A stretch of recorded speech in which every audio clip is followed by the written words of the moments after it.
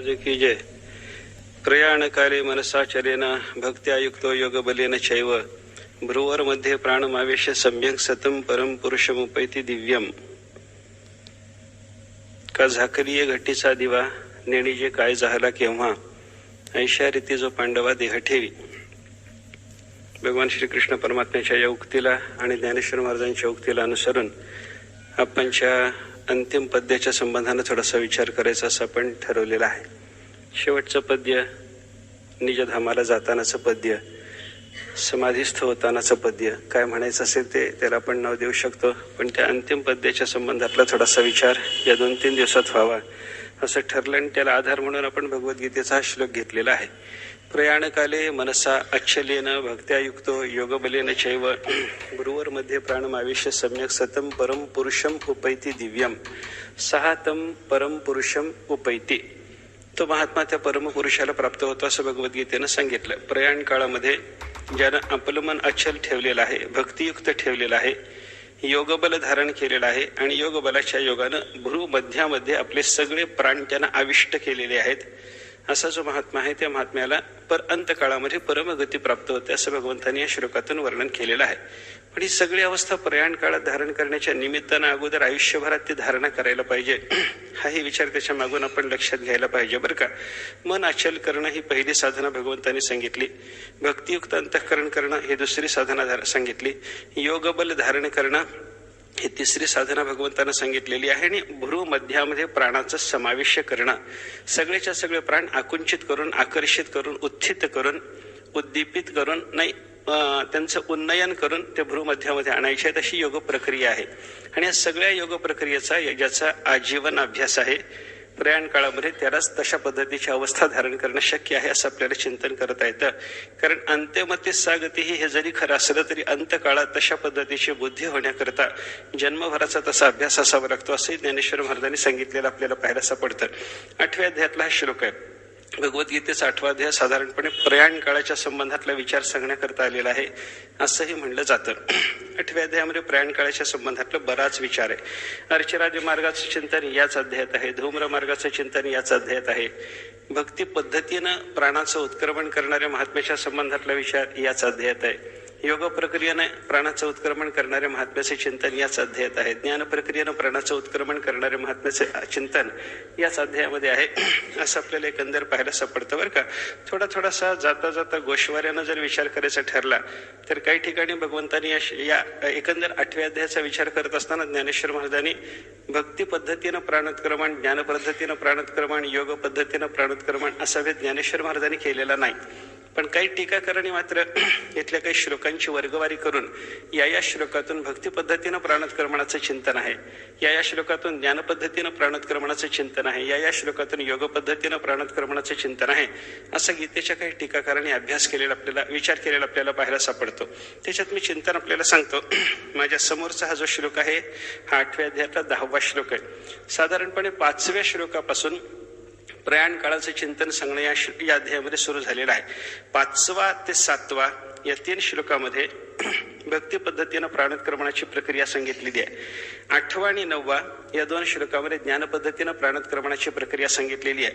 10वा, 11वा, 12वा, 13वा या 4 श्लोकातून योग पद्धतीनं प्राणोत्क्रमणाची प्रक्रिया सांगितलेली आहे.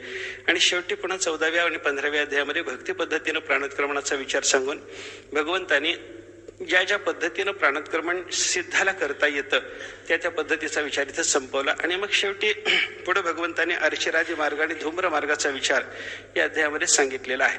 त्या सगळ्या मार्गाचा थोडासा गोश्वारा जर आपल्याला पाहायचा झाला तर सरळ श्लोकाचा अर्थ सांगून मी ते आपल्याला समोर स्पष्ट करतो.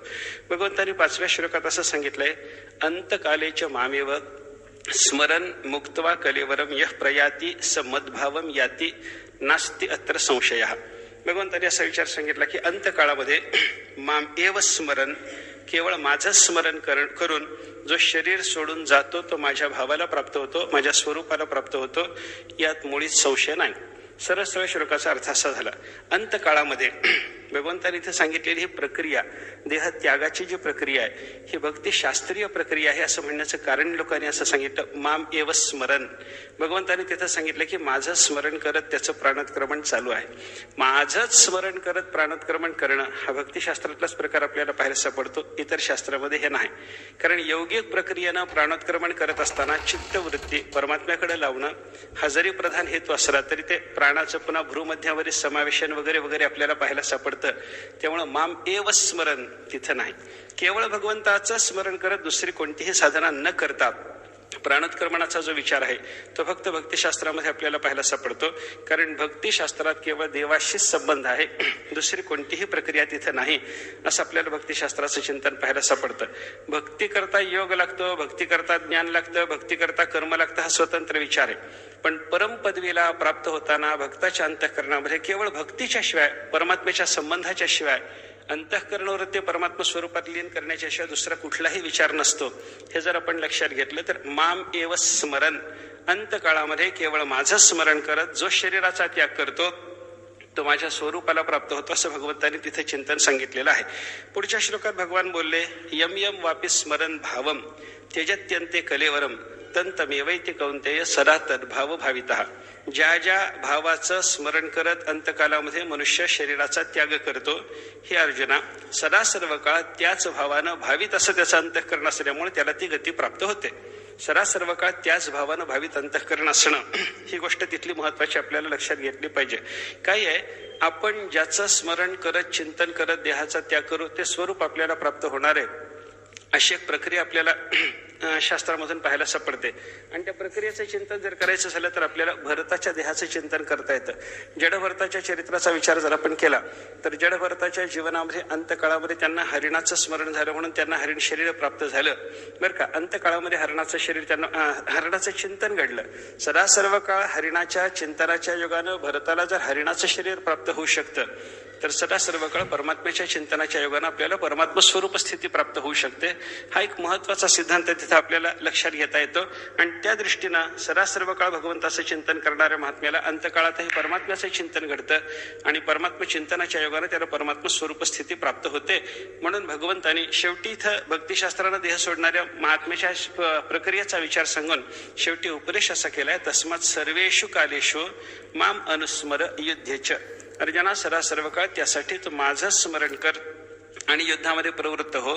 मय्यर्पित मनोबुद्धी मामेव एष्यसी असंशयम. माझ्या ठिकाणीच मन आणि बुद्धी तुझी समर्पित झाल्याच्या नंतर तू माझ्या स्वरूपालाच प्राप्त होशील यात संशय नाही. ही भक्ती मार्गानं भक्ती पद्धतीनं देहाचा त्याग करणाऱ्या महात्म्याच्या संबंधातली प्रक्रिया झाली.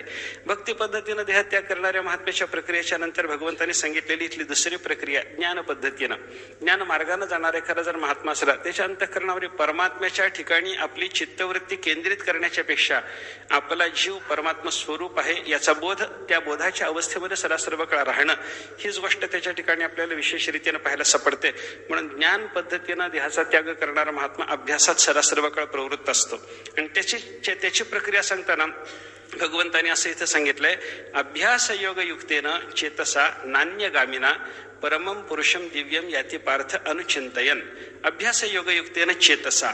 बरं का, अभ्यासयुक्त अशा पद्धतीनं तो आपले चित्त करतो. अभ्यास म्हणजे काय, तत्र स्थितौ यत्न हा अभ्यास.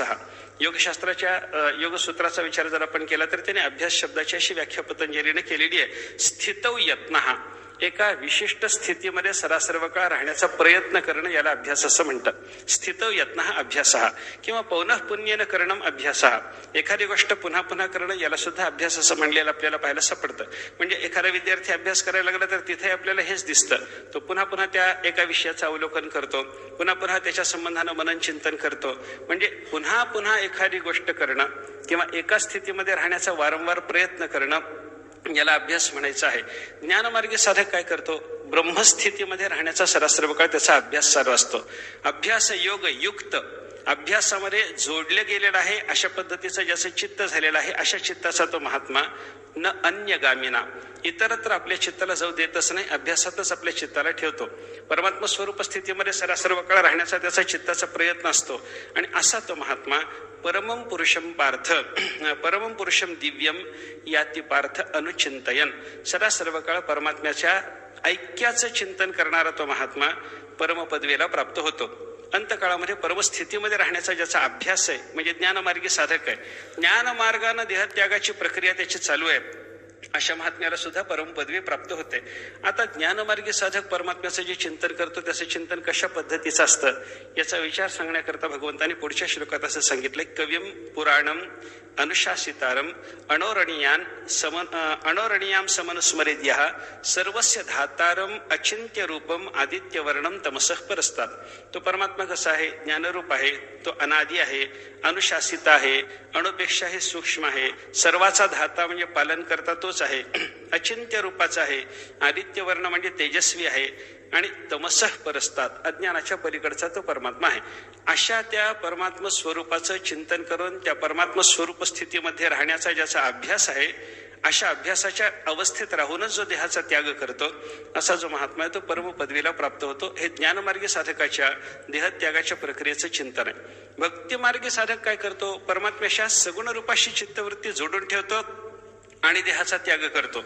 ज्ञानमार्गी साधक काय करतो? मी परमात्मा स्वरूप आहे अशा स्थितीमध्ये राहण्याचा अभ्यास करत करत देहाचा त्याग करतो आणि परमपदवीला प्राप्त होतो. परमपदवीला प्राप्त होणे हे प्रत्येकाच्या बाबतीमध्ये समान रीतीने गीतेनं जरी सांगितलेलं असलं तरी तो कशा पद्धतीनं देहाचा त्याग करून परमपदवीला प्राप्त व्हायला लागला याचा विचार वेगळ्या वेगळ्या पद्धतीनं त्याची प्रक्रिया प्रत्येक मार्गानं जाणाऱ्या साधकाच्या करता म्हणून वेगळ्या वेगळ्या पद्धतीची देवानी इथं सांगितलेली आपल्याला पाहायला सापडते. हे ज्ञानमार्गी साधकाचं झालं. भक्तिमार्गी साधका संबंधानं पाहिलं, ज्ञानमार्गी साधका संबंधानं पाहिलं. आता योगमार्गी साधक काय करतो त्याचा विचार या श्लोकामध्ये आहे. प्रयाण काले, प्रयाणाचा काल आला असताना, प्रयाणकाल म्हणजे काय याच्याबद्दल थोडासा विचार तात्विक पद्धतीने करताना दोन पद्धतीने केलेला आपल्याला पाहायला सापडतो. देहादिक अनात्म पदार्थाला आपण मी समजून बसणं, या मीपणाचा त्याग याला सुद्धा अंतकाल म्हणलेला आपल्याला पाहायला सापडतं. हा अंतकाळ जिवंत काळात जिवंत असताना सुद्धा असू शकतो. म्हणून जीवन मुक्ती ही सुद्धा एक प्रकारची प्रयाणकाल अवस्था आहे असाही विचार काही ठिकाणी केलेला आपल्याला पाहायला मिळतो बरं का. म्हणून प्रयाणकाल इथे गीतेमध्ये 8व्या अध्यायामध्ये प्रयाणकालाचे चिंतन सांगत असताना आलेला जो प्रयाणकाल आहे हा अंतकाळ आहे, म्हणजे देहाच्या त्यागाचा काळ आहे. या देहाच्या त्यागाच्या काळामध्ये योग्याची अवस्था कशी असते? अचलेन मनसा. अचलेन मनसा म्हणजे त्याचं मन निश्चळ झालेलं आहे. मन निश्चळ होणं याचा अर्थ मनाची हालचाल थांबणं, आणि मनाची हालचाल थांबणं याचा अर्थ मनाची धावाधाव थांबणं. इकडं तिकडं मन नाही धाव घेतं मन, इंद्रियांचे समाधान, अशा भाषेमध्ये तुकाराम महाराजांची स्वतःची अवस्था सांगितलेली आहे ना, ती अवस्था मनसा अचलेन या शब्दातून भगवंतांनी इथं सांगितलेली आहे असं आपल्याला म्हणता येतं. मनाची धाव बंद पडलीच पाहिजे. अंतःकरण जोपर्यंत इतर सांसारिक विषयाच्या ठिकाणी जातं तोपर्यंत वृत्ती स्वरूपता जीवाला येते, आणि वृत्ती स्वरूपता थांबवायची जर असेल, त्या ठिकाणी गेल्याच्या नंतर त्या विषयाचा आकार अंतःकरणाला येणं जर थांबवायचं असेल तर त्याच्याकरता ती वृत्ती अंतर्मुख झाली पाहिजे. अंतर्मुख होणं याचा अर्थ ती वृत्ती अचल होणं आहे. वृत्ती अचल झाल्याच्या नंतर ऐका, वृत्तीला जोपर्यंत धावा आहे तोपर्यंत ती जिथं जिथं जाईल त्या पदार्थाचा आकार ग्रहण करते, आणि वृत्तीची धाव बंद पडल्याच्या नंतर ती अंतर्मुख झाली की ती केवळ आत्मस्वरूपाचा आकार ग्रहण करते. कोणता आकार वृत्तीनं ग्रहण करावा याच्यासाठी अंतःकरणाची काय अवस्था ठेवावी याचा विचार योगशास्त्राने सांगितलेला आहे. जोपर्यंत तुम्हाला इतर विषयाचा आकार वृत्तीला हवा आहे तोपर्यंत वृत्तीची धावाधाव चालू राहिलीच पाहिजे, आणि इतर विषयाचा आकार वृत्तीला नको असून केवळ अंतरात्म्याचाच आकार जेव्हा वृत्तीला हवा आहे अशा अवस्थेमध्ये माणसानं वृत्ती अंतर्मुख करून ती स्थिर करण्याचा प्रयत्न केलाच पाहिजे. आणि स्थिर झालेल्या अंतःकरण वृत्तीच्या शिवाय आत्मतत्वाचं ग्रहण त्या वृत्तीला करता येत नाही असा विचार शास्त्राने सांगितलेला आहे. कारण काय, जोपर्यंत ते उदाहरणाने सांगत असताना जगद्गुरु शंकराचार्याने उपनिषद भाष्यामध्ये एका ठिकाणी असा दृष्टांत दिलाय, जोपर्यंत पाणी चल आहे तोपर्यंत त्या पाण्यामध्ये पडणारं कुठलंही प्रतिबिंबही चल असतं आणि ते स्थिर नसतं, योग्य नसतं. अंतःकरणामध्ये आपल्याला आत्म्याच्या आनंदाचं प्रतिबिंब पडून आनंदाचं भान होण्याकरता ती अंतःकरण वृत्ती स्थिर व्हावी लागते, आणि मगच अंतरात्म्याचं त्याच्यात पडलेलं जे प्रतिबिंब आहे ते सुस्थिर पडलं की ते आत्म्याच्या आनंदाचं प्रतिबिंब असतं, म्हणून जीवाला आनंदाचा प्रत्यय येतो. अंतःकरण वृत्ती स्थिर व्हावी, अंतर्मुख व्हावी, स्थिर व्हावी, आणि त्या वृत्तीमध्ये आत्म्याच्या आनंदाचं भान व्हावं, तेव्हा जीवाला जर आनंदाचा प्रत्यय येणार असेल तर त्याच्याकरता अंतःकरण वृत्तीचं अंतर्मुख होणं, स्थिर होणं आणि त्या आत्म्याच्या अंतरात्म्याच्या प्रतिबिंबाचं ग्रहण करता करता अंतरात्म्याच्या आनंद रूपाचं प्रतिबिंब ग्रहण करणं, ही सगळी प्रक्रिया होण्याकरता मनसा अचलेनं हे व्हावं लागतं. हे भगवंतांनी सांगितलेलं लक्षात ठेवावं लागेल. प्रयाण काळाला योगी काय करतो? आपलं अंतःकरण अचल करतो. पुढं काय करतो? भक्त्या युक्त. हा भगवंताच्या संबंधाची जी भक्ती आहे, परमात्मा स्वरूपाच्या संबंधानं अंतःकरणात धारण केलेले जे परमप्रेम, भक्ती म्हणजे दुसरं काही नाही. सांसारिक विषयाच्या संबंधानं प्रेम धारण करणं जे आपल्याला ठाऊक आहे, ते प्रेम धारण करणं थांबवणे आणि परमात्म्याच्या संबंधानं प्रेम धरणे, एवढाच भक्तीच्या बाबतीतला विचार आहे. म्हणून कबीर महाराजांनी सांगितलं ना, इधर से उखाडना उधर लगाना इसी का नाम परमार्थ है. परमार्थ म्हणजे दुसरं काही नाही, इकडून काढायचं आणि तिकडे लावायचं. एक कथा सांगतात त्यांच्या संदर्भामधली. एक साधक कबीर महाराजांच्याकडं नेहमी जायचा, काही विचारायचा, प्रश्न वगैरे विचारणं त्याचं चालू असायचं. एका दिवशी त्यांच्या सत्संगाला गेला, काही श्रवण केलं आणि तो सत्संग श्रवण झाल्याच्या नंतर त्या साधकाच्या मनामध्ये काही प्रश्न निर्माण झाले. म्हणून त्यानं विचार केला, आता आपण सत्संगामध्ये त्यांचं चिंतन चालू असताना त्यांना विचारल्यापेक्षा उद्या जाऊ, उद्या त्यांच्याकडे जाऊ, सकाळच्या वेळेला जाऊ, काहीतरी त्यांना प्रश्न विचारून आपलं समाधान करून घेऊ. दुसऱ्या दिवशी सकाळी उठला, कबीर महाराजांच्या घरी आला. घरी आल्याबरोबर त्यानं विचारलं, म्हणे महाराज आहेत का घरी? कबीर महाराजांच्या मंडळी धर्मपत्नी घरी होत्या. त्यांनी सांगितलं की नाही म्हणे, आता शेतात गेलेत, काही काम आहे, थोडंसं काम होतं शेतातलं, म्हणून शेतामध्ये गेलेले. त्यांचा एक मळा होता लहानसा. त्या मळ्यामध्ये कबीर महाराज स्वतः काम करत होते. मिरचीसारखं काहीतरी त्याने रोप लावलेलं होतं, वाफ्यात तयार झालेले ते रोप रांगेनं परत लावावं लागतं, म्हणून कबीर महाराज ते लावण्याच्या कामामध्ये स्वतः गुंतलेले होते. एक रोप उपटायचं, तिकडे रांगेत लावायचं, असा त्यांचा कार्यक्रम चालू असताना तो साधक तिथे गेला. कबीर महाराजांना नमस्कार केला. कबीर महाराजांनी त्याच्याकडे पाहिलं. बैस म्हणे, बाबा माझं काम चालू आहे, एवढं काम झालं म्हणजे तुला बोलतो. त्याने सांगितलं, नाही म्हणे महाराज, काम करता करता जरी मला तुम्ही उत्तर दिलं तरी माझंही काम होईल म्हणे, मला पुढे कामं आहेत, तुमचं काम होईपर्यंत थांबायला इथं कोणाला सवड आहे. त्याने सांगितलं, ठीक आहे, विचार म्हणे, काय असेल तुझ्या मनावर प्रश्न विचार. विचारलं साधकाने की म्हणे, महाराज मला एक विचारायचं होतं, भक्ती म्हणजे काय, परमार्थ म्हणजे काय, थोडं समजून घ्यायचं होतं. काल तुमच्या प्रवचनामध्ये या सगळ्या गोष्टी मी ऐकल्या, परमार्थ करावा, भक्ती करावी, परमात्म्याची भक्ती केली म्हणजे कोणत्याही गुणाची बाधा होत नाही वगैरे वगैरे तुम्ही बोलला होता. ते सगळं ऐकून भक्ती करावी असं वाटतं, परमार्थ करावा असं वाटतं, पण नेमकं भक्ती परमार्थ म्हणजे आहे तरी काय? कबीर महाराजांनी सांगितलं, बाबा इथे जे चालू आहे त्यालाच भक्ती म्हणतात. म्हणे इधर से उखाडना उधर लगाना, इकडून उपटायचं आणि तिकडे नेऊन लावायचं, याचं नाव भक्ती आहे. तो म्हणले, याला भक्ती म्हणतात. मिरचीचं रूप वाफ्यातून उपटायचं, रांगेत नेऊन लावायचं, याला भक्ती म्हणतात. कबीर महाराजांनी सांगितलं, नाही म्हणे, हे रूपक आहे. मी तुला जे बोलायला लागलो ते इकडून उपटायचं, तिकडून येऊन लावायचं, इथं चालू असलेल्या क्रियेतून तुला काहीतरी बोध करण्याच्या दृष्टीने मी बोललो. पण केवळ मिरचीचं रोप वाफ्यातलं उपटायचं, रांगेत नेऊन लावायचं असं त्याचा अर्थ नाही. अंतःकरण वृत्ती जी आपली संसारात आहे ती इकडून काढायची आणि परमात्म्याकडे लावायची, याच नाव परमार्थ म्हणले. आपल्याला प्रेम करणं ठाऊक आहे की नाही? भक्ती म्हणजे काय? प्रेम करणंच आहे. सात्वस्मिन परमप्रेम रूपा अमृत स्वरूपाच्य. नारदांनी भक्तीचं लक्षण सांगत असताना सांगितलं, अस्मिन परम प्रेम रूपा. अस्मत् शब्दातून सांगता येण्यासारखा असलेला जो अंतरात्मा रूपी परमात्मा आहे त्याच्या ठिकाणी परमप्रेम धारण करणं, यालाच भक्ती म्हणायचं. सा परानुरक्ती ही ईश्वरे. ईश्वराच्या संबंधानं धारण केलेली परम अनुरक्ती म्हणजेच भक्ती. शांडिल्याची व्याख्या सुद्धा तीच आहे. म्हणजे परमात्म्याच्या संबंधानं प्रेम धारण करणं. आपल्याला सांसारिक विषयाच्या संबंधानं प्रेम माहिती आहे की नाही? घरावर प्रेम आहे, बायकोवर प्रेम आहे, नवऱ्यावर प्रेम आहे, मुलावर प्रेम आहे. या सगळ्याच्या ठिकाणी असलेलं जे आपलं प्रेम आहे, या प्रेमाचा विषय फक्त बदलायचा. इकडून ते प्रेम काढायचं आणि तिकडे नेऊन लावायचंय, वाफ्यातून काढायचं आणि रांगेला नेऊन लावायचंय, एवढाच विचार. वाफ्यामध्ये असलेलं प्रेम म्हणजे संसारातलं प्रेम आहे, रांगेत नेऊन लावलेलं प्रेम म्हणजे परमात्म्याच्या ठिकाणी संयुक्त केलेलं प्रेम आहे. असं परमात्म्याच्या संबंधानं प्रेम धारण करणं, याला म्हणतात भक्ती. योग मार्गानं प्रयाण काळामध्ये देहत्याग करणाऱ्या महात्म्याच्या प्रक्रियेचा विचार सांगताना भगवंतांनी सांगितलं, तो अंतःकरणानं भक्तियुक्त होतो. पहिली गोष्ट भगवंतांनी सांगितली, त्याचं अंतःकरण अचल असतं, अचल अंतःकरण त्यानं धारण केलेलं असतं, ही पहिली प्रक्रिया.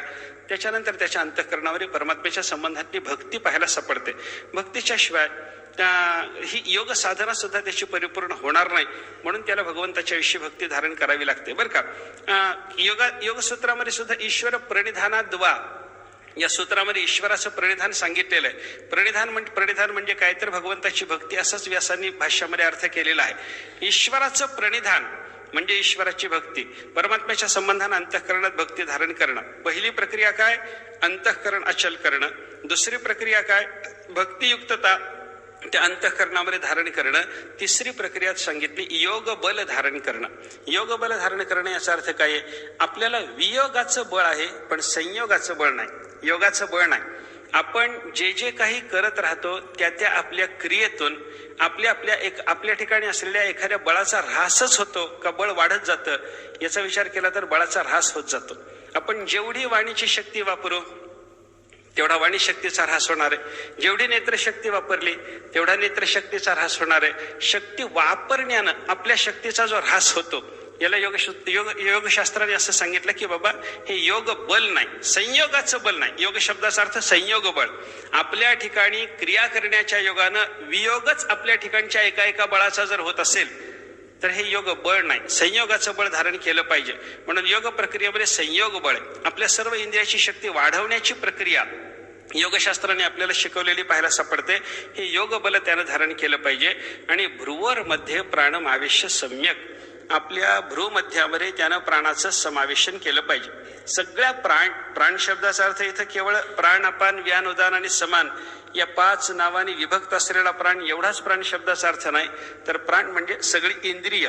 आपल्या ज्ञानेंद्रिय, कर्मेंद्रिय, पंचप्राण या सर्वांना उद्देशून उपनिषदामध्ये प्राण शब्दाची योजना आपल्याला पाहायला सापडते.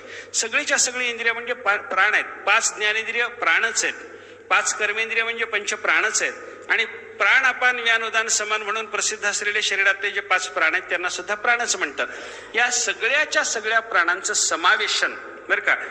तसं पाहिलं तर या प्रत्येक प्राणाचं स्थान वेगळं वेगळं आहे. प्रत्येक प्राण म्हणजे प्रत्येक इंद्रिय त्याचं राहण्याचं गोलक वेगळं वेगळं सांगितलंय की नाही. शरीरामध्ये 5 ज्ञानेंद्रिय आहेत. शब्द, स्पर्श, रूप, रस, गंध या 5 विषयाचं ग्रहण करण्याकरता या 5 ज्ञानेंद्रियाचा आपल्याला उपयोग पाहायला सापडतो. श्रोत्रम, त्वक, चक्षुषी, जिव्हा, घ्राणम, चेंद्रिय, पंचकम.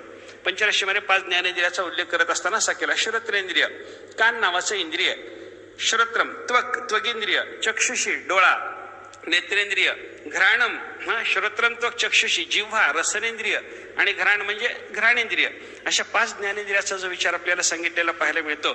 या 5 ज्ञानेंद्रियाच्या संबंधानं थोडंसं चिंतन जर आपण केलं तर यांचं प्रत्येकाचं राहण्याचं ठिकाण एक आहे का? सगळ्याची ठिकाणे वेगळी वेगळी आहेत की नाही. कान ज्या ठिकाणी राहतो त्याच ठिकाणी त्वचा राहते का? त्वचा ज्या ठिकाणी राहते त्याच ठिकाणी डोळा राहतो का? डोळा ज्या ठिकाणी राहतो त्याच ठिकाणी रसनेंद्रिय राहतं का? रसनेंद्रिय जिथं राहतं तिथंच आपलं घ्राणेंद्रिय आहे असं आपल्याला म्हणता येतं का? नाही. प्रत्येक इंद्रियाचं राहण्याचं गोलक वेगळ्या वेगळ्या प्रकारचं आहे. गोलक म्हणजे राहायचं ठिकाण, त्यांचं एक एक घर दिलेलं आहे. आपण या कानाला कान जरी म्हणत असलो तरी हा कान म्हणजे श्रोत्रेंद्रिय का? हा कान म्हणजे श्रोत्रेंद्रिय नाही. या आपल्याला दिसणाऱ्या कानामध्ये राहणारं जे शब्दाचं ग्रहण करणारं इंद्रिय त्याचं नाव आहे श्रोत्रेंद्रिय. ऐका, श्रोत्रेंद्रिय त्याला म्हणतात. ते अतिंद्रिय आहे. आपल्याला इंद्रियाने इंद्रियाचं ग्रहण करता येत नाही असा विचार शास्त्राने सांगितलाय. कान ऐकता येत नाही, कान पाहता येत नाही, पण कान नावाचं इंद्रिय राहण्याचं जे गोलक आहे ते गोलक मात्र आपल्याला पाहता येतं. ते इंद्रिय गोचर आहे, ते इंद्रिय गोचर आहे. बाकी इंद्रिय म्हणून जे आहे, श्रोत्रेंद्रिय म्हणून जे आहे ते या गोलकामध्ये राहत जरी असलं तरी ते आपल्याला डोळ्याला दिसणारं नाही, कानानं ऐकू येणारं नाही. ते त्याच्या कार्यावरून अनुमेय आहे. त्याचं कार्य चालू आहे म्हणजे ते इंद्रिय शाबूत आहे, त्याचं कार्य चालू नाही म्हणजे त्या इंद्रियाला काहीतरी प्रतिबंध व्हायला लागला. हे सगळं अनुमानाने आपल्याला ठरवावं लागतं. ते इंद्रिय गोचर नसतं. अशी 5 ज्ञानेंद्रियाची राहण्याची गोलकं वेगळी वेगळी आहेत. 5 कर्मेंद्रियाची राहण्याची गोलकं वेगळी वेगळी आहेत. आणि पंच प्राणाची शरीरामध्ये राहण्याची गोलकं म्हणजे स्थानं ती वेगळ्या वेगळ्या पद्धतीने आपल्याला सांगितलेली पाहायला सापडतात. हृदय प्राणहा, गुदे अपानहा, समानो नाभिमंडले. प्रत्येक प्राणाचा राहण्याचा स्थानदेश वेगळा वेगळा सांगितलेला आपल्याला पाहायला सापडतो.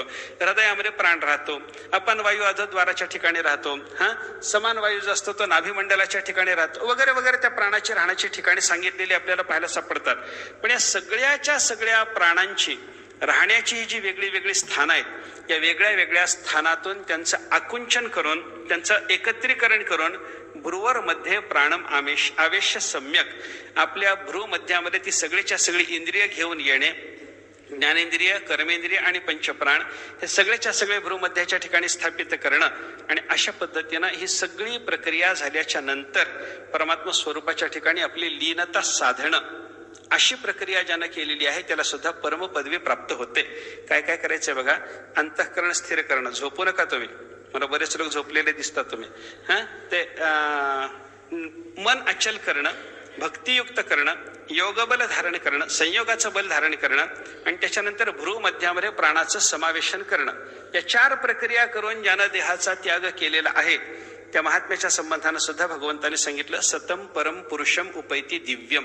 त्या दिव्य परमपुरुषाच्या पदवीला तो प्राप्त होतो असं त्याच्या संबंधानं भगवान बोलतात.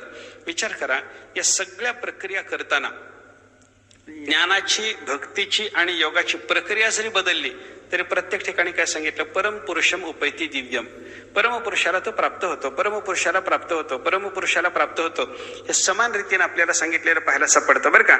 सामान्य माणसाचं मरण, मला थोडा इथे विचार असा सांगायचा आहे की सामान्य माणसाचं मरण आणि ज्ञान, भक्ती आणि योग या प्रक्रियेनं साधलेलं मरण याच्यामध्ये बदल काय असतो? माणसं म्हणतात महाराज मेला ना, शेवटी गेला ना, देह त्याचा पडला ना, त्या देहाच्या संबंधानं उत्तरक्रिया वगैरे सगळी समान रीतीनं झाली ना. जशी सामान्य माणसाची उत्तरक्रिया तशाच पद्धतीची महात्म्याची सुद्धा उत्तरक्रिया आहेच आहे ना. काय असेल ते असो, त्याच्या आश्रम धर्माप्रमाणे त्याची जी उत्तरक्रिया ठरलेली ती होईलच ना. मग शरीर पडणं, शरीराचं मरण होणं हे जर सामान्य माणसाच्या बाबतीमध्ये आणि महात्म्याच्या बाबतीमध्ये समान रीतीनं चालत असेल तर महात्म्याच्या मरणाचं एवढं कौतुक कशाला पाहिजे? त्याचं वर्णन एवढं कशाला करायचं? भगवंतांनी त्याच्याकरता अध्याय कशाला खर्च घालायचा? असं लोकांचं जर म्हणणं येत असेल तर त्याच्याकरता आपल्याकडे उत्तर आहे. शास्त्रकारांनी उत्तर असं देऊन ठेवले त्याच्याकरता, मरण सामान्य माणसाचं आहे आणि महापुरुषाचं प्रयाण आहे. याच्यात बदल थोडासा असा आहे, शरीराच्या ठिकाणी दोन्ही देहत्यागाच्या नंतर दिसणारी स्थिती आहे का, आणि शरीराच्या संबंधानं दोन्ही पद्धतीनं झालेल्या देहत्यागानंतर होणारे परिणाम, क्रिया समान रीतीनं जरी सामान्य माणसाला पाहायला सापडत असल्या तरी त्याच्यात बदल आहे. महात्म्याने देह ठेवला, ऐका, एक सामान्य माणूस मेला आणि एक महात्मा मेला, समान दिसलं आपल्याला, शरीर समान दिसलं, शरीराच्या ठिकाणची स्थिती समान दिसली. महापुरुष मेला आणि सामान्य मनुष्य मेला, त्याच्यानंतर त्याची उत्तरक्रिया समान रीतीनं झाली, हे सगळं समान झालं. शरीराची स्थिती समान दिसणे, शरीरावर होणारी प्रक्रिया त्याच्यानंतरची समान रीतीनं घडणे, हा जरी भाग समान रीतीनं दिसत असला तरी त्याच्यामध्ये बदल आहे. बदल कसा आहे? एका योग्याने त्याच्या संबंधानं उत्तर दिलेलं आहे. मी ते कल्याणच्या योगांकामध्ये वाचलं होतं. त्यांनी उत्तर असं दिलं त्याच्याकरता, एक पाण्याचं तळ आहे, पाण्याचं तळ, विचार करा, एक पाण्याचं तळ आहे. ते पाण्याचं तळ, त्याच्यातलं पाणी मुरून मुरून मुरून जमिनीत आटून गेलंय, ते निर्जल झालं, पाणी राहिलं नाही. दुसरं एक पाण्याचं तळ आहे, त्याच्यातल्या पाण्याचा निचरा करून ते पाणी काढून टाकलंय. दोन्ही पद्धतीने विचार केल्याच्या नंतर दोन्ही तळ्याची स्थिती दिसायला समान झाली की नाही? बोला, झाली का नाही? सांगा ना थोडं, हो नाही म्हणा ना. दोन्ही तळ्याची स्थिती समान. ज्याच्यातलं पाणी मुरवलं गेलं तेही तळ निर्जलच दिसलं, आणि ज्याच्यातलं पाणी निचरा करून काढून टाकलं तेही तळ निर्जलच दिसलं. तरी दोन्ही भूमीची स्थिती सारखी आहे का? दोन्ही भूमीच्या बाबतीमध्ये सारखेपणाने विचार करता येतो का? योग्याने विचार केला, ती भूमी जरी आत्ता निर्जल दिसत असली तरी भूगर्भ शास्त्रज्ञाला विचारा, ती सजल झालेली आहे, सजल झालेली आहे. तिथून आपल्याला पाणी पुन्हा उपलब्ध करून घेणं शक्य आहे. काहीतरी उत्खनन करावं लागेल, काहीतरी प्रक्रिया करावी लागेल, पण तिथून पाणी पुन्हा उपलब्ध होणार आहे.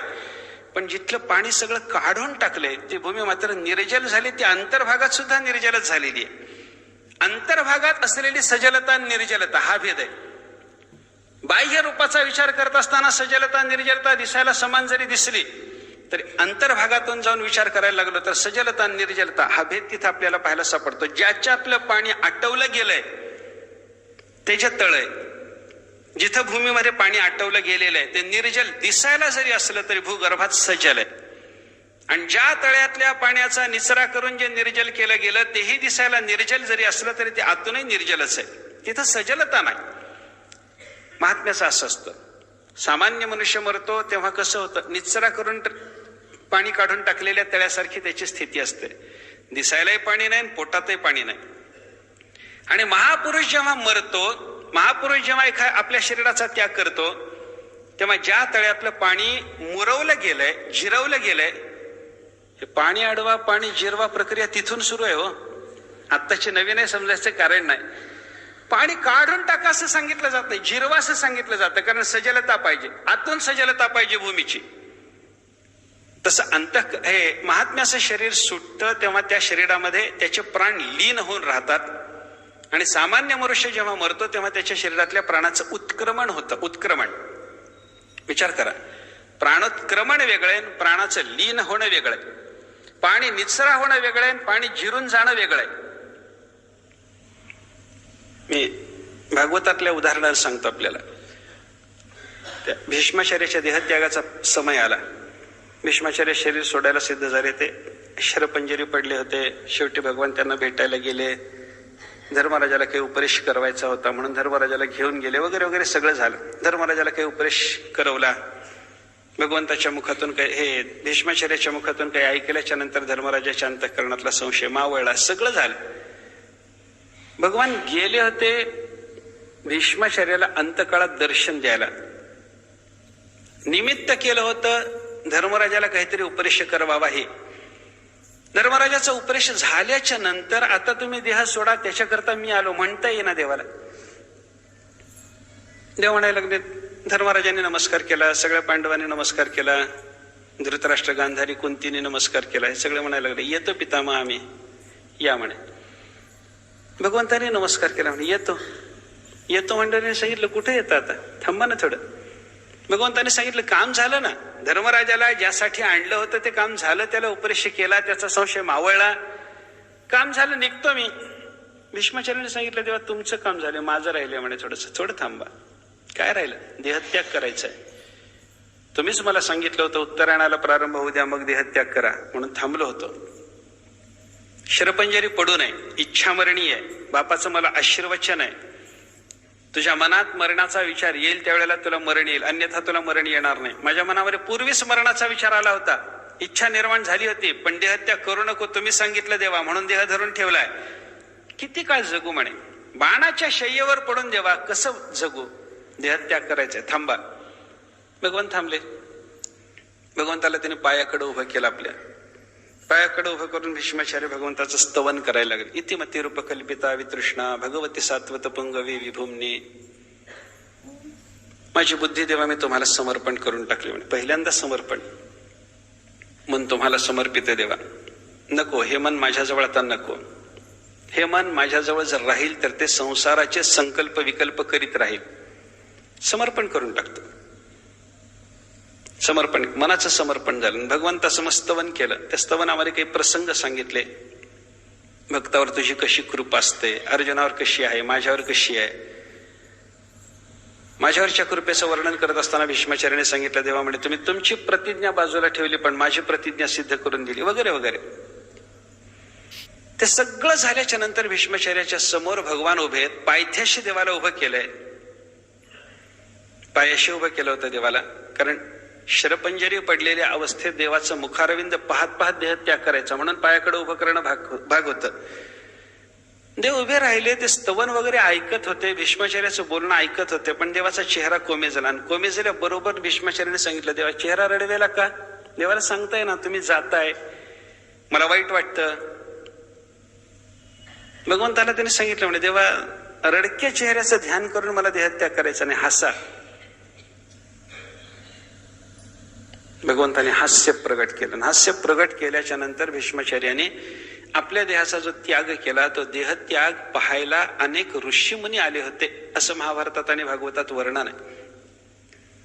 काय पाहायचं त्याच्यात? एक बाणावर पडलेला माणूस, भगवान त्याच्या समोर उभे आहेत, त्यांचं मुखारविंद पाहतोय आणि शरीराचा त्याग करतोय, म्हणजे मरतोच आहे ना. पाहण्यासारखं काय त्याच्यात? सगळ्या ऋषीमुनींनी त्यांच्याकडे येऊन पाहिलं की हा महात्मा आतापर्यंत जो होता तो जीवनमुक्त होता का विदेहमुक्त होता, आम्हाला पाहायचंय म्हणून आले. त्यांचं मरण पाहून जीवनमुक्ती आणि विदेहमुक्ती काय कळणार होतं? त्यांचं आतापर्यंतचं चरित्र पाहिलं असतं, त्या चरित्रामध्ये त्यांच्या ठिकाणी व्यक्त झालेलं ज्ञान पाहिलं असतं, त्यांच्या चरित्रातून व्यक्त झालेलं सामर्थ्य पाहिलं असतं, तर त्यांची जीवनमुक्ती विदेहमुक्ती काहीतरी बोध झाला असता ना. आतापर्यंत हा महात्मा जीवनमुक्त होता का? आत्ता देहाचा त्याग झाल्याच्या नंतर हा महात्मा विदेह मोक्षामध्ये प्रविष्ट होणार आहे का, याची पारख करायकरता आम्ही आलो, असं म्हणणारे त्या महात्म्यांच्याकडे सगळे पाहायला लागले. त्या महात्म्याने शेवटी सांगितलं, म्हणे भीष्माचार्य उपराम जेव्हा झाले, शांत जेव्हा झाले, तेव्हा त्याने सांगितलं, म्हणे महात्मा होता, आतापर्यंत जीवनमुक्त होते ना, आता विदेह कैवल्यामध्ये यांचा प्रवेश झालेला आहे. कशावरून? भागवतात शब्द आहेत त्याच्याकरता. सोंतश्वास उपारमत. भीष्माचार्य जे उपराम झाले ते अंतश्वास होऊन उपराम झाले. सामान्य माणसाचं मरण आणि महात्म्याचं मरण याच्यातला भेद सांगत असताना उपनिषदानेच असं सांगितलंय, मुंडक उपनिषदामध्ये वगैरे त्याची प्रक्रिया आलेली आहे. महात्मा अंतश्वास होतो आणि सामान्य मनुष्य बहिश्वास होतो. माणूस मरताना बाहेर श्वास उच्छ्वास सोडून मरतो आणि महापुरुष मात्र आत श्वास घेऊन मरतो. आत श्वास घेणं म्हणजे पाणी जिरवणं आहे आणि बाहेर श्वास सोडणं म्हणजे पाण्याचा निचरा होणं आहे. शरीराच्या बाहेर सगळ्याच्या सगळ्या प्राणांचं उत्क्रमण झालं, त्याला अन्य देहाची गती आहे. आणि शरीरातच तो प्राण जर लीन होऊन राहिला, अन्य देहाची गती त्या जीवाच्या संबंधाने आपल्याला पाहायला सापडत नाही. तो कृतार्थ त्याला प्राप्त झालेला महात्मा असतो. गताः कलाः पंचदश प्रतिष्ठाः. सगळ्याच्या सगळ्या त्याच्या शरीरात असणाऱ्या 15च्या 15 प्राण कला म्हणजे 5 ज्ञानेंद्रिय, 5 कर्मेंद्रिय, पंचप्राण प्रतिष्ठांगताः स्थितीला प्राप्त होतात. अंतश्वास होतो तो महात्मा. त्याचं शरीरामध्ये लीन होणं असतं. शरीरात लीन होऊन प्राणाचं शरीरात लीन होणं घडून ज्याचा देह पडला आणि प्राणांचं उत्क्रमण होऊन ज्याचा देह पडला, या दोन्ही माणसाच्या ठिकाणी शरीराच्या ठिकाणची स्थिती जी दिसते ती समान आहे. पुढे करावी लागणारी जी क्रिया आहे ती समान आहे. पण एकाचं अंतश्वास होणं आणि एकाचं बहिश्वास होणं वेगळ्या पद्धतीनं पाहायचं ठरलं तर एकाच्या मरणाला मरण म्हणता येणार नाही, प्रयाण शब्द द्यावा लागतं. आणि एकाच्या शब्दाला मरण म्हणता येतं, तिथं प्रयाण शब्दाची गरज पडत नाही. महापुरुषाचं मरण नाही, प्रयाण आहे. म्हणून आपल्याकडे म्हणतात ना, मराठीत एक म्हण आहे ना, शूर ओळखावा रणीन, साधू ओळखावा मरणी म्हणे. शूर ओळखावा रणी. घरात बसून तलवार फिरून दाखवतो बाईला, त्याला शूर म्हणायचं कारण नाही. असेच महापुरुष होते म्हणे, महाभाग. महापुरुष नाही, महाभाग. घरात रोज तलवार फिरवून दाखवायची बायकोला. बघ म्हणे कशीत फिरवतो. तिला फिरवून दाखवून काय उपयोग आहे? जा की रणांगणावर. एका दिवशी सैन्यात काही कमी पडली म्हणून याला नेलं युद्धाला धरून लोकांनी. तिथं जाऊन यानं काय करावं? एक 5-50 हात तोडले. घरी घेऊन आला आणि बायकोला म्हणाला, बघ म्हणलं एवढा भारा बांधून आणला हाताचा, पराक्रम माझा बघ. बायकोनं सांगितलं, एवढे माणसं मारली? हो मारली म्हणे. एकच तरी मोंडकं आणायचं, पहिलंच कोणीतरी तोडून नेली होती. म्हणलं कुठून आणू? हाताचा भारा बांधून आणणारा शूर आहे का? शूर ओळखावा रणी. ज्यानं मस्तकच्छेद केला त्याला शूर म्हणायचं. तसं साधू ओळखावा मरणी. मरण काळामध्ये ज्याला अशा पद्धतीची प्रक्रिया साधली, आता आपण गीतेच्या आधारानं पाहिलेल्या प्रक्रियापैकी एखादी प्रक्रिया किंवा भीष्माचार्याच्या मरण प्रसंगाचा विचार करत असताना आपल्याला दिसून येणारी एखादी प्रक्रिया ज्याच्या जीवनामध्ये साधली, त्याचं ते मरण पाहिल्याच्या नंतर आपल्याला म्हणता येतं की बाबा याचं जीवन कृतार्थ होतं. दिसायला जगाला कृतार्थ नसेल, दिसायला जगाला त्याचं जीवन व्यथित असेल, तो महात्मा कशाही पद्धतीचा असू शकतो. पंचदशीमध्ये वर्णन आहे, निरोग उपविष्टो वा रुग्णो वा विलुठन भुवी मूर्छितो वा त्यजत्वेष प्राणान भ्रांतीर न सर्वथा. तो महात्मा कशाही पद्धतीनं प्राण सोडो. निरोग हवा, निरोग अवस्थेत असो. उपविष्टो वा, बसलेल्या अवस्थेत प्राणोत्क्रमण त्याचं हो. रुग्णो वा, रोगी अवस्थेत त्याचं प्राणोत्क्रमण हो. विलुठन भुवी, जमिनीवर गडबडा लोळताना त्या महात्म्याचं प्राणोत्क्रमण हो. मूर्छितो वा, एखाद्या वेळेला तो महात्मा प्राणोत्क्रमणाच्या प्रसंगामध्ये मूर्छित जरी झालेला असला, पण भ्रांतीर न सर्वथा, प्राणत्यागाच्या समयात ज्याच्या अंतःकरणाला कोणत्याही प्रकारचा भ्रम नाही, शारीरिक अवस्था कशीही जरी असली तरी परंतु प्राणोत्क्रमणात ज्याच्या चित्ताला भ्रम नाही, असा जो महात्मा आहे तो परमपुरुषाला प्राप्त होतो, परमगतीला प्राप्त होतो. शरीराचं प्रारब्ध कोणाचं कसं आहे सांगता येत नाही. महापुरुष जरी असला तरी त्याला प्रारब्ध भोगावंच लागणार हे खरं आहे ना. आणि त्याच दृष्टीनं कित्येक महापुरुषांची श्रीमंत अवस्था, कित्येक महापुरुषांची दरिद्र अवस्था, कित्येक महापुरुषांची निरोग अवस्था, कित्येक महापुरुषांची सरोग अवस्था, वेगवेगळ्या पद्धतीने महापुरुष आपल्याला पाहायला सापडतात गेले. कितीतरी उदाहरणे. वासुदेवानंद सरस्वती, टेंबे स्वामी, एवढ्यात त्यांच्यासारखा योगी, ज्ञानी, उपासक, मागच्या शतकात होऊन गेलेला एक महात्मा, तसं कोणी सिद्ध पुरुष नाही. अनेक पद्धतीची सिद्धता त्यांच्या जीवनामध्ये व्यक्त झालेली, पण सतत पोटदुखीची व्यथा होती, सरोग अवस्था. योग प्रक्रिया सगळी आत्मसात होती. यम, नियम, आसन, प्राणायाम, प्रत्याहार, धारणा, ध्यान, समाधीपर्यंत पोहोचलेला महात्मा, पण पोटदुखी होती कायमची. सरोग अवस्था आहे. सरोग अवस्था असेल, निरोग अवस्था असेल, बसलेली असेल, निजलेली असेल, लोळती अवस्था असेल, कशाही अवस्थेत प्राणोत्क्रमण होत असताना ज्याच्या चित्ताला भ्रांती नाही, मी परमात्म्याच्या पेक्षा वेगळा भ्रम नाही, मी परमात्म्याच्या उपासने वाचून राहणं भ्रम नाही, असा कुठलाही भ्रम ज्याच्या चित्ताला नाही, असा महात्मा परमगतीला प्राप्त होतो. हे पंचरशीतलं चिंतन आहे. कोणत्या पद्धतीनं प्राणोत्क्रमण चालू आहे हे आता आपण गीतेच्या 8व्या अध्यायाच्या प्रक्रियेनं पाहिलं. देहत्याग करताना त्या देहाच्या त्यागाच्या काय आहे, देहाचा त्याग करा न करा तो होणारच आहे.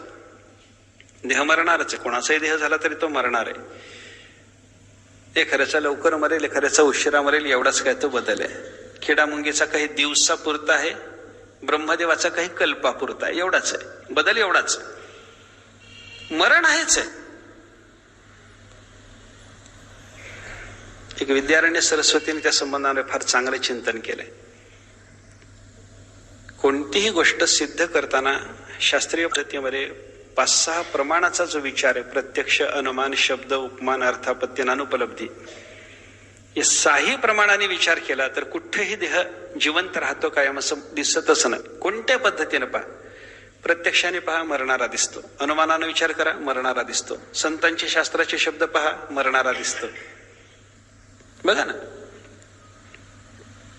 तुकाराम महाराजांनी म्हणले, एक पहा तसा एकाची दहने, सावध त्या गुणे कार्य न व्हा. एकमेकाची दहनं तुम्ही पाहता, त्या गुण तेवढं पाहूनही तुम्हाला सावधता येत नाही. आपले कधीतरी असंच होणार आहे असं तुम्हाला वाटत नाही. अर्थ काय, एक पहा तसा, प्रत्यक्ष डोळ्याने पाहणं प्रत्यक्ष. प्रत्यक्ष प्रमाणाने विचार केला, शरीर मरणार की नाही ते यक्ष प्रश्नामध्ये पहा. धर्मराजाला यक्षाने जे प्रश्न विचारले त्या प्रश्नात एक त्यानं प्रश्न विचारला, जगातलं आश्चर्य कोणतं? धर्मराजाने काय उत्तर दिलं त्याला, अहन्यहानी भूतानी गच्छन्ति यमालयम शेषाः स्थावरमिच्छन्ति किमाश्चर्यमतः परम. रोज रोज अनेक जीव मरतात, अनेक लोक त्यांना आपल्या खांद्यावर स्मशानापर्यंत पोहोचवतात, पण एवढं होऊनही शेषाः स्थावरमिच्छन्ति, बाकीचे उरलेले लोक मात्र आपण जगणारेच आहोत असं कधीतरी आपलं होणारे वाटतच नाही लोकाला. हेच आश्चर्य म्हणे जगातलं. किमाश्चर्यमतः परम. पण अहन्यहानी भूतानी गच्छन्ति यमालयम, हे प्रत्यक्षाला दिसतंय ना, मरण आहे. प्रत्यक्ष प्रमाणाने पहा, देह मरणारा. अनुमानाने विचार करा. अनुमानाचा विचार करत असताना पक्ष, साध्य, हेतू, व्याप्ती, उदाहरण असं पंचावयवी अनुमान जर मांडायचं ठरवलं तर त्या पंचावयवी अनुमानावर आपल्याला असं म्हणता येतं, देहा मर्त्या कृतकत्वात यद्यत कृतकम तत्तन्मर्त्यम यथा घटः. देह पक्ष आहे, या देहाच्या ठिकाणी साध्य काय, सिद्ध काय करायचंय, मरण सिद्ध करायचंय. त्याला हेतू काय देता येतो, कृतकत्व, हा केलेला आहे म्हणून, निर्माण झालेला आहे म्हणून. आणि व्याप्ती काय, जे जे निर्माण होतं ते मर्त ही व्याप्ती आहे. दिसतं कुठं हे, यथा घटः. एक मडकं पहा, मडकं निर्माण झालं ते कधीतरी मरणार आहे, त्याप्रमाणे देह निर्माण झाला कधीतरी मरणार आहे. पंचावय्य अनुमान मांडलं, एक स्वार्थ अनुमान मांडा, परार्थ मांडा, पंचावयवी मांडा, मांडू नका. पण अनुमान पद्धतीने विचार केल्याच्या नंतर तर्कसंगतीने विचारात आपण करायला लागलो तर तिथं आपल्याला देहाचं मरण लक्षात घेता येतं. शब्द प्रमाणाचा विचार करा, संतांचे शब्द पहा. शास्त्राचे शब्द पहा. ईशावास्यामध्ये आले पहा, भस्मांत शरीरम. आपलं हे शरीर भस्मांत आहे, म्हणजे याची राख होणारच आहे, मरणारच आहे. कोणाचे शरीर मरणार? भस्मांत शरीरम. गीतेचे शब्द बघा, दुसऱ्या अध्यायातच भगवंतांनी सांगितलं, अंतवंत इमे देहा नित्यस्योक्ता शरीरिणः अनाशिनो प्रमेयस्य तस्माद् युध्यस्व भारत. अंतवंत इमे देहा, शब्दप्रयोग बहुवचनी केला. हे सगळे देह अंतवान आहेत, मरणारच आहेत. अंतवंत इमे देहा. संतांचे शब्द पहा, देह जाईल जाईल, यासी काळ बा खाईल. तुकाराम महाराज बोलतात, ज्ञानेश्वर महाराजांनी सांगितलं, हे काळा नळाची तोंडी घातली लोणियाची उंडी, माशी पाख पाखडी तव हे सरे. अग्नीच्या तोंडात घातलेला लोण्याचा उंडा जसा असावा तसा काळ नावाच्या अग्नीच्या तोंडात घातलेला देह म्हणजे लोण्याचा उंडा आहे म्हणे, मरणारच आहे. माशी पाख पाखडी तव हे सरे. माशीला पंख फडफडवायला वेळ लागतो, पण शरीर संपायला तेवढाही अवधी लागत नाही म्हणे, मरणार आहे. शब्दाने विचार करा, देह हे काळाचे, धन कुबेराचे, तेथे मनुष्याचे काय आहे? शास्त्राचे, संताचे शब्द बघितले, त्याच्या देहाचं मरण लक्षात आलं. शब्दानी हे प्रत्यक्षाने पाहिलं, अनुमानाने पाहिलं, शब्दाने पाहिलं. उपमान प्रमाणाचा विचार करा, उपमानाने विचार करा. उपमान म्हणजे काय? सादृश्य दाखवून एखादी गोष्ट सिद्ध करण्याचा प्रयत्न करणं, ज्ञान करून देण्याचा प्रयत्न. उदाहरण त्याच्याकरता असं दिलंय, एक माणूस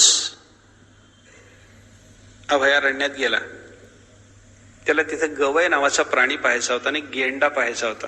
गेंडाही माहिती नाही, गवय माहिती नाही. असा माणूस अभयारण्यात गेल्याच्या नंतर त्याला गेंडा आणि गवय पाहायचा आहे, पण एकटाच चाललाय, कोणी सोबत गाईड नाही. अशा अवस्थेत रानातून जाताना त्याने एका सहज त्या रानाचा परिचय असलेल्या माणसाला विचारलं, आणि गवय कसं असतं बाबा आणि गेंडा कसा असतो मला सांग. काही लक्षणं तर त्याची सांगितली तर त्याच्यावरून मला तो प्राणी जाणून घेता येईल. त्याने सांगितलं, ठीक आहे, तुम्हाला गवय जाणून घ्यायचं आहे ना, सांगतो म्हणे. गो सदृश्य गवय हा. गावात तुम्ही गाय पाहिली ना, बैल पाहिलाय? पाहिलाय. त्याच्यासारखाच थोडासा राकट प्राणी असतो, त्याला गवय म्हणतात. तुमची गाय बैल नाजूक असेल, हा राकट आहे थोडा. डुक्कर आणि रानडुक्करामध्ये जो फरक आहे, गवय आणि गायीमध्ये तोच फरक आहे. थोडं लक्ष देऊन पहा. गायीसारखा गवय असतो, त्यानं सादृश्यावरून ज्ञान करून देण्याचा प्रयत्न केला. रानात गेल्याच्या नंतर त्याला पहिल्यांदा गवय दिसला की सादृश्य कळतं की नाही. आपण जी गाय घरी पाहतो, गावात पाहतो, तसाच हा प्राणी आहे. गाय सारखा हा प्राणी असल्यामुळं, याच्यासारखी आपली गाय असल्यामुळं, कुठंतरी या दोघांचं सादृश्य असल्यामुळं हा गवय नावाचा प्राणी आहे. लक्षात येतं. हे कसं असतं, गेंडा कसा असतो, त्याला सांगितलं उष्ट्र विधर्मा खड्गमृग. हा उंटाच्या विरुद्ध जातीचा हा गेंडा असतो. कसा असतो? उंटाच्या विरुद्ध स्वभाव. उंटाचे पाय लांब, याचे पाया खोड. उंटाची मान लांब, याला मान नसल्याच जमा. उंटाच्या विरुद्ध धर्माचा हा प्राणी असतो. ठीक आहे, नाकावर शिंग असतं वगैरे वगैरे काहीतरी लक्षण सांगितलं. त्याला गेंडा पाहिल्याच्या नंतर उंटाच्या विरुद्ध लक्षण त्या गेंड्यात दिसल्यानंतर गेंडा कळेल की नाही? कळतो. वैधर्म्यावरून ज्ञान करून देणं आणि सादृश्यावरून ज्ञान करून देणं हा प्रकार उपमान प्रमाणात आहे. तसं कुणाचं तरी सादृश्य देहाशी सांगून देह नाशिवंत हे सिद्ध करणं आणि कुणाचं तरी वैधर्म्य देहाच्या ठिकाणी सांगून देह नाशिवंत आहे हे सिद्ध करणं, ही प्रक्रिया जर आपण पाहिली तर विद्यारण्याने त्याच्याकरता असं सांगितलंय, घट सदृशो देह हा. मडक्यासारखा कृतक देह आहे. आणि आत्मविधर्मा देह हा, आत्म्याच्या विरुद्ध धर्माचा हा देह आहे, म्हणून नाशिवंत. उपमान प्रमाणाने नाशिवंत पण सिद्ध. अर्थापत्य प्रमाणिक असतं. अर्थापत्य म्हणजे जे सांगितलं गेलं नाही, समोर दिसणाऱ्या गोष्टीची ज्या एका गोष्टीच्या कल्पनेशिवाय संगती लागत नाही, तिथं अर्थापत्य प्रमाणाने ते ज्ञान झालं असं म्हणतात. उदाहरणानं सांगतो तुम्हाला. काय सूत्र त्याच्यातलं लक्षात ठेवा. अन्यथा अनुपपत्ती. समोर जे दिसतंय त्याची एक काहीतरी कल्पना केल्याशिवाय संगती लागत नाही, हे लक्षात घ्या. उदाहरण त्याच्याकरता वेदांतात नेहमी दिलं जातं, पिनो देवदत्तः दिवान भुंगते.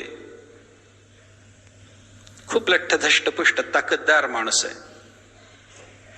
त्याच्या संगतीत राहून एका माणसाने विचार केला की बाबा एवढा धष्टपुष्ट आहे, एवढा ताकददार आहे, काय खात असावा बघावं. दिवसभर त्यानं लक्ष ठेवलं, न भुंगते, काहीच खात नाही. लागते संगती.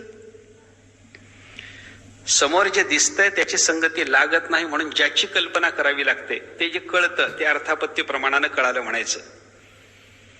समोरच्या माणसाच्या ठिकाणी असणाऱ्या धष्टपुष्टतेचं ज्ञान झालंय, पण हा दिवसभर जेवत नाही. मग न जेवणे आणि धष्टपुष्टता याची संगती लागत नाही. मग दिवसा जेवत नाही ना, रात्र्याम भुंगते. गपचूप रात्री जेवत असला पाहिजे. असतात तसे काही महाराज लोक, तुमचे महाराज काही खात नाहीत. समर्थाने अशा सगळ्या महाराज लोकांचा खरपूस समाचार घेतलाय. काही चालत नाही, काही खात नाही, काही पित नाही. खात पित नाही तर एवढा मोठा झाला कसा? सामान्य माणसाच्या चौपट दिसतो, काही खात नाही कसं? दिवसभर खात नसला तरी रात्री खातो हे गृहीत धरलं पाहिजे ना. तिथं गृहीत धरलं. हे रात्रीचं जे भोजन आहे ते समोरच्या लठ्ठपणाची आणि दिवसा न जेवण्याची संगती जुळली नव्हती, म्हणून रात्री भोजन कल्पनेनं जे जाणून घेतलंय, अन्यथा अनुपपत्ती, त्याच्याशिवाय याची उपपत्तीच लागत नाही.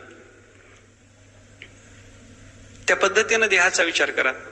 मी एक आपल्या समोर संतांनी सांगितलेलं वाक्य सांगतो. तुकाराम महाराजांनी सांगितलंय, संत समागमी धरोनी आवडी करावी तातडी परमार्थी. अन्यथा अनुपपत्ती करता मी बोलतो. तुकाराम महाराज काय म्हणतात, मनुष्य देहाला प्राप्त झालात ना, संत समागम धरा, परमार्थाची तातड करा. का तातड करा बाबा? शरीराला प्राप्त, मनुष्य देहाला प्राप्त झाल्याच्या नंतर परमार्थाची तातड करायला सांगितली. याचं कारण काय? आत्ता देह दिसतोय ना, आत्ताच देहाचं असणं आणि तातड याची संगती लागत नाही. आत्ता दिसणारा हा देह कधी क्षणात तुमच्या हातून जाईल सांगता येत नाही. याची कल्पना केल्याशिवाय करावी तातडी परमार्थी याची संगतीच लागत नाही. कधी जाईल अर्थापत्तीप्रमाणे सांगतं, कधी शरीर तुमच्या हातातून जाईल सांगता येत नाही. तातड करा म्हणजे अर्थापत्ती प्रमाणाचा विचार केला तरी देह मरणारा.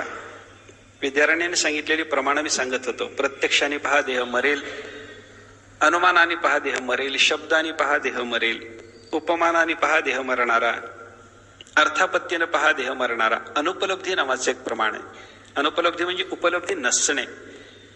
एखाद्या वस्तूचा अभाव जो आपल्याला कळतो त्या वस्तूच्या अनुपलब्धीवरून कळतो. इह भूतले घट नास्ती. एक वाक्य आलं, इथं मडकं नाही, या जमिनीवर इथं आत्ता मडकं नाही. कशावरून कळालं तुम्हाला? मडक्याची उपलब्धी नाहीये ना, अनुपलब्धी आहे. अनुपलब्धी प्रमाणाने अभावाचं ग्रहण होतं. देहाचा विचार करत असताना देहाला सगळे अभाव आहेत. प्राक अभाव आहे, प्रध्वंसाभाव आहे. देह उत्पन्न होण्याच्या पूर्वी देहाचा जो अभाव त्याला प्राक अभाव म्हणतात. देह मेल्याच्या नंतर देहाचा होणारा अभाव याला प्रध्वंसाभाव म्हणतात. देहाचं एका ठिकाणी विद्यमानत्व असताना त्याच वेळेला दुसऱ्या ठिकाणी अविद्यमानत्व याला सामयिक अभाव म्हणतात. या समयामध्ये माझा देह इथं आहे म्हणजे या समयात माझा देह घरात नाही, घरात अनुपलब्धी आहे देहाची, सामयिक अभाव म्हणतात. एखाद्या वस्तूच्या ठिकाणी एखादी वस्तू कधीच नसणं, त्या वस्तूचा त्या वस्तूच्या ठिकाणी असलेला जो अभाव आहे त्याला अत्यंत अभाव म्हणतात. वायू रूपात्यंताभाव, हा वायूच्या ठिकाणी रूप कधीच नाही म्हणून वायूच्या ठिकाणी रूपाचा अत्यंत अभाव आहे. आणि एक वस्तू म्हणजे दुसरी नसणं, दुसरी म्हणजे पहिली नसणं, याला अन्योन्य अभाव म्हणतात. अन्योन्य म्हणजे परस्पर, परस्पराचा परस्पराच्या ठिकाणी असलेला अभाव. त्या कोणत्याही अभावाचं ज्ञान जे आपल्याला अनुपलब्धीनं होणार आहे त्या अनुपलब्धी प्रमाणाने जर आपण पाहिलं तर देहाला प्रागभाव आहे, जन्मण्याच्या पूर्वी अभाव आहे. देहाला प्रध्वंसाभाव आहे, मरणानंतर अभाव आहे. देहाचा सामायिक अभाव आहे, एका वेळेला एका ठिकाणी असताना देह दुसऱ्या ठिकाणी नाही म्हणून सामायिक अभाव आहे. देहाचा आत्मस्वरूपाच्या ठिकाणी अत्यंत अभावही आहे. आणि एकाचा देह म्हणजे दुसऱ्याचा देह नाही, दुसऱ्याचा देह म्हणजे पहिल्याचा देह नाही, म्हणजे देहाला अन्योन्य भावही आहे. आणि असा पाचही प्रकारचा अभाव या शरीराच्या बाबतीमध्ये उपलब्ध होत असल्यामुळं या देहाच्या अभावाचं अनुपलब्धीनं ग्रहण झालंय अभावाचं ग्रहण झालंय म्हणजे हा देह नाही हे सिद्ध व्हायला लागलंय. मग आत्ताच जो नाही हे सिद्ध होतंय तो मरणानंतर नाही हे सांगायची गरजच नाही. शरीराच्या बाबतीमध्ये असं साही प्रमाणाने चिंतन केल्यानंतर शरीर मरणार, कोणाचंही मरतं. आयुष्य संपलं की शरीर मरतं. एक धर्मशास्त्रात त्या संबंधाने वेगळा वेगळा विचार आहे. आयुष्याच्या क्षयानं देहाचं मरण, कर्माच्या क्षयानं देहाचं मरण,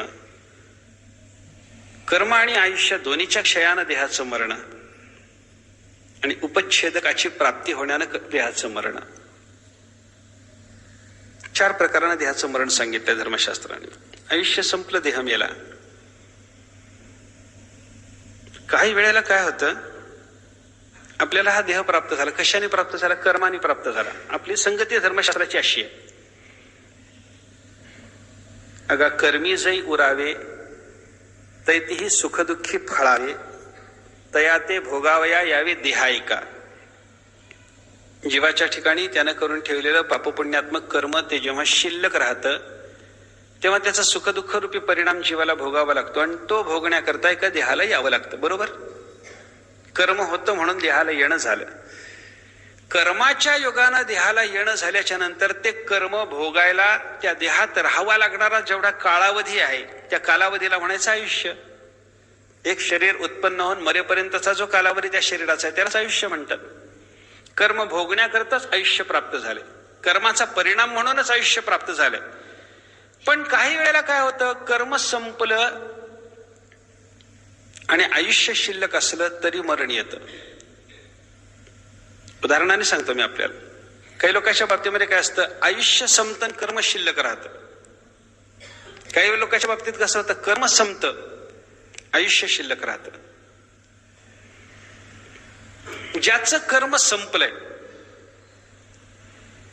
आणि शरीराचं आयुष्य शिल्लक राहिलंय, कर्म संपून ज्ञान झाल्याच्या योगानं कर्माची समाप्ती झाली. एक ठराविक कर्म त्याच्या वाट्याला आलेलं, त्यानुसार त्याला प्राप्त झालेला देह. पण मध्यंतरी जर ज्ञान झालं तर ते मागचं कर्म त्याला भोगायची गरज राहत नाही ना. मग त्या महात्म्याला देहाचं आयुष्य असेपर्यंत त्या देहात राहण्याची इच्छा राहिली तर तो जीवनमुक्तावस्था भोगेल. आणि त्या महात्म्याला वाटलं की नाही बाबा, माझं कर्म संपलंय, मला परमात्मा स्वरूपात विलीन होण्याचा अधिकार आलाय, आता हे शरीर ठेवायचं कारण नाही, तो देहाचा लय करून टाकतो. कर्म संपण्याने मरण झालं. काही लोकांचं आयुष्य संपण्याने मरण असतं. आयुष्य संपतं, कर्म भोगायचं तसंच राहतं. आयुष्य संपलन कर्म भोगायचं शिल्लक राहिलं म्हणजे या शरीराने भोगायचं जे कर्म होतं ते कर्म संपलेलं जरी असलं तरी त्याच्यामुळे आयुष्य संपलं, पण पुढच्या एका वेगळ्या देहानं भोगायचं कर्म शिल्लक राहिलंय. अशा अवस्थेमध्ये आयुष्य संपून कर्म शिल्लक राहिल्यामुळे त्याचं मरण होतं. काही वेळेला काय होतं, कर्मही संपतं आयुष्यही संपतं, विदेह कैवल्यात महात्म्याचा प्रवेश होतो. काही वेळेला उपच्छेदकाची प्राप्ती होते, म्हणजे देहाचा उपच्छेद करणारं एखादं आगंतुक निमित्त मध्यंतरी असं भयानक प्राप्त होतं की ते त्या देहाचा उपसंहार करतं. तिथं आयुष्य संपलेलं नाही, कर्म संपलेलं नाही, तरी मरण आले. मग दुर्गतीचा विचार असतो. धर्मशास्त्राने असं वेगळ्या वेगळ्या पद्धतीनं मरणाचा विचार, पण कोणत्या पद्धतीनं मरण आहे एवढं नक्की आहे. आयुष्य संपून मरा, मरा. कर्म संपून मरा, मरा. दोन्ही संपून मरा, मरा. उपच्छेदकाची प्राप्ती होऊन मरा, मरा. देह म्हणला की मरण आहे एवढं मात्र त्याच्या बाबतीत आपल्याला निश्चित लक्षात घेतलं पाहिजे. पण या मरणाच्या बाबतीमध्ये सामान्य मनुष्य महात्मा वेगळेपण आहे. सामान्य माणसाला मरणाचं दुःख आहे, महात्म्याला मरणाचं दुःख नसतं. बघा, अनेक पद्धतीने याचा विचार आपल्याला करणं शक्य आहे. गीतेत एक फक्त 2रा अध्याय जरी आपण गीतेचा वाचला तरी महात्म्याला देहाच्या मरणाचं दुःख कसं नसतं, तो कोणत्या विचारात असतो. भगवंताने असं सांगितलं, देहिनोस्मिन् यथा देहे कौमारम यौवनंजरा तथा देहांतर प्राप्ती धीरस्तत्र न मह्यति. या देहाच्या ठिकाणी आपल्याला कौमार, यौवन, जरा या वेगळ्या वेगळ्या अवस्था पाहायला सापडतात. कुमारावस्था आहे, तारुण्यावस्था आहे, म्हातारपण आहे, या एका अवस्थेतून दुसऱ्या अवस्थेत जाताना कोणाला दुःख आहे का सांगा? लहान होतो आपण, मोठे झालो, जन्माला आलो त्यावेळेला अगदी आपल्याला मान बसलेली नव्हती, बसता येत नव्हतं, बोलता येत नव्हतं. 4 वर्षाच्या नंतर त्याच अवस्थेत आपण राहिलं पाहिजे अशी अपेक्षा आहे का कोणाची? नाही ना. जन्मल्या जी अवस्था होती ती अवस्था 4 वर्षानंतर बदलली पाहिजे असं वाटतं की नाही? एवढं तरी करा ना काहीतरी. हो नाही म्हणा ना.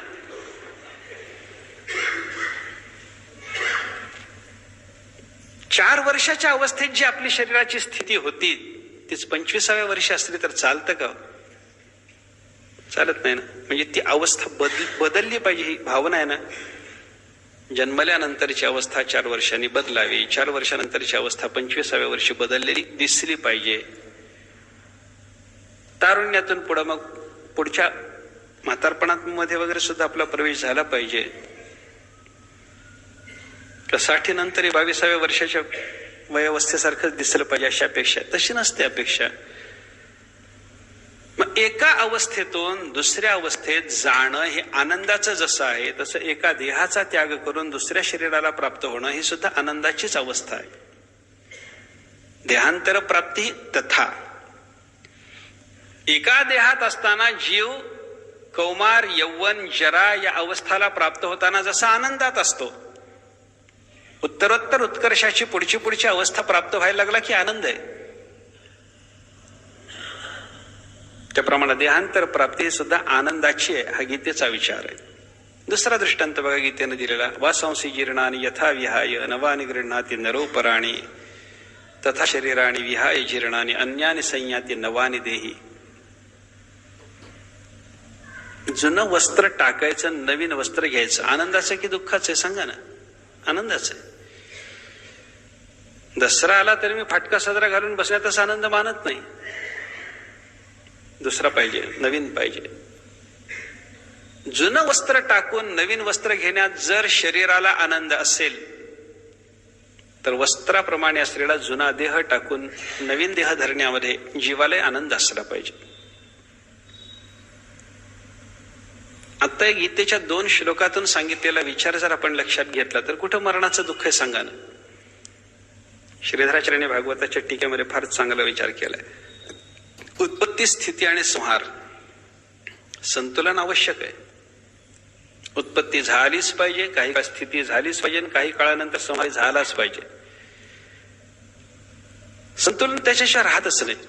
श्रीधराचार्याने दृष्टांताने सांगितलं, शेतकऱ्याने जमिनीत पीक घेतलं, उत्पत्ती केली, ते पीक कणगीत आणून सांभाळलं, पोत्यात ठेवलं, कणगीत ठेवलं, सांभाळलं, वर्षभर स्थिती केली. ती ज्वारी शेवटी त्यानं भरडून दळून त्याची भाकरी करून खाल्ली. पिकाचा संहार झाला. उत्पत्तीत जसा आनंद होता, ज्वारी रानात पिकवताना कुणब्याला आनंद होता, ती घरात पोत्यात आणून सांभाळताना आनंद होता, आणि खाताना काय दुःख असतं का? म्हणजे उत्पत्ती, स्थिती आणि संहार तिन्ही अवस्था आनंदाच्या आहेत. आणि तिन्ही अवस्था आनंदाच्या आहेत हे ज्याला कळतं त्याला मरणाचं दुःख होत नाही. सामान्य माणसाला मात्र या अवस्था वेगळ्या पद्धतीने जाणवतात. सगळ्या अवस्था आनंदाच्या आहेत हे कळत नाही, म्हणून त्याला मरणाचं दुःख असतं. महात्म्या मरणाचं दुःख नाही. महात्म्याचं मरण कसं आहे? तो अंतश्वास होऊन मरतो हे एवढंच आपण आता पाहिलं. पण महात्म्याच्या मरणाच्या संबंधानं देह पाताच्या पूर्वी त्यांना आपल्या शरीराचं मरण, जीवाचं मरण आणि ती सगळी उत्तरक्रिया कशी साधलेली आहे याचा विचार तुकाराम महाराजांनी सांगितलाय. तोही विचार आणि आपण पद्याचा विचार करायचा आहे. आणि तो उद्याला पाहू. पुढील कवरदार